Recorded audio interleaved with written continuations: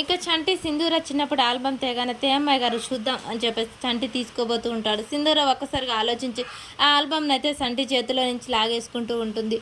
ధర్మయ్య అలా చూస్తూ ఉంటాడు. ఇక చంటి ఏంటమ్మాయి గారు అలా లాగేసుకున్నాను, నేను చూస్తాను ఇవ్వండి అని చెప్పేసి సింధూర చేతిలో నుంచి చంటి తీసేసుకుంటాడు. తీసేసుకొని అలా ఓపెన్ చేయగానే అందులో ఫస్ట్ ధర్మయ్య ఫోటో, ఇక తన భార్య పెళ్లి ఫోటోలు అవి ఉంటాయి.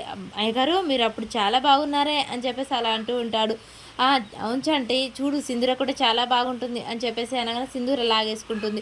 లేచంటి చిన్నప్పుడు ఫోటోలు చూడడానికి వెళ్ళలేదు, అవి బాగోవు అని చెప్పేసి సింధూర లాగేసుకుంటుంది. ఇక చంటి ఒక మంచి పాట పాడు అని చెప్పేసి అనగానే చంటి అయితే పాట పాడుతూ ఉంటాడు.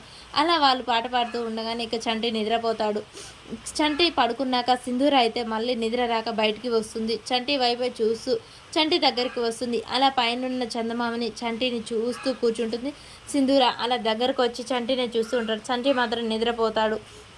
ఇంకా సింధూర అలా చూస్తూ చంటి ఎంత అందంగా ఉన్నావు, నీ మనసు గొప్ప మనసు చంటి అని చెప్పేసి ఇంకా నెలరాజు అనే పాట వస్తూ ఉంటుంది. చంటిని కళ్ళార్పకుండా చూసి దిష్టి అయితే తీస్తూ ఉంటుంది సింధూర. అలా సింధూర మెడలో తాళి కట్టిన విషయాన్ని కూడా గుర్తు చేసుకుంటూ ఉంటుంది. తను చిన్నప్పుడు ప్రేమించిన విషయం, ఇంకా ఇద్దరు కలిసి ఇంట్లో అడుగుపెట్టిన విషయం అన్నీ సింధూర ఒక్కొక్కటిగా జ్ఞాపకం చేసుకుంటూ ఇలా అంటుంది. చంటి నువ్వు ఎంతో గొప్పవాడివి, ఎంత కల్మిషం లేకుండా నన్ను ప్రేమించావు, చిన్నప్పటి నుంచి నన్ను ఆరాధిస్తున్నావు. అలాంటి మంచి మనిషి నా భర్త కావడం ఆ దేవుడికి ఇష్టం, అందుకే ఆ దేవుడు మన ఇద్దరిని ఇలా ముడివేశాడు అని చెప్పేసి తన తాళిని చూసుకుంటూ ఉంటుంది. ఈలోపే చంటి చలికి వణుకుతూ ఉండగానే సింధూర లోనికి వెళ్ళి మళ్ళీ దుప్పటి తీసుకొని అయితే బయటికి వస్తుంటుంది. అలా చంటికి ఆ దుప్పటి కప్పుతూ ఉంటుంది. ఈలోపు తులసి అయితే వచ్చి చూస్తుంది. చంటి దుప్పటి కప్పుకుంటూ సింధూర చైన్ అయితే అలా లాగేసుకుంటాడు. చంటి పిల్లాడు ఎలా అలా వాళ్ళ అమ్మ చేయి పట్టుకుంటాడో అలా సింధూర చేయి పట్టుకొని లాగుతూ ఉంటాడు.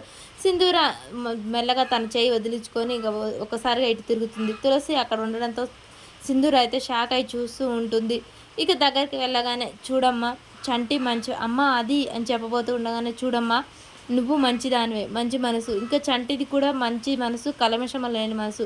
కానీ ఒక మంచితనానికి కూడా అవధి అడ్డు అనేది ఉంటుంది. అది లేకపోతే మంచితనం అనేది వికృతగా అవుతుంది, చెడుతనంగా మారుతుంది. చూడు ఒక విషయం గుర్తుంచుకో, నువ్వు చర్చలమ్మ కోడలివి, చంటి నీ పనివాడు, అంటే నువ్వు యజమానివి. యజమాని పట్ల పనివాడికి కృతజ్ఞత ప్రేమ ఉండొచ్చు, కానీ యజమానికి మాత్రం అంతకు మించిన గౌరవం ఉండకూడదు. అది చాలా నీ స్థాయిని తగ్గిస్తుంది, అది గుర్తుంచుకో సరేనా అని చెప్తూ ఉంటుంది. చెంచలమ్మకు తలవంపులు తెచ్చే పని మాత్రం ఎప్పుడు చేయకు అని చెప్పేసి వెళ్ళిపోతూ ఉంటుంది తులసి.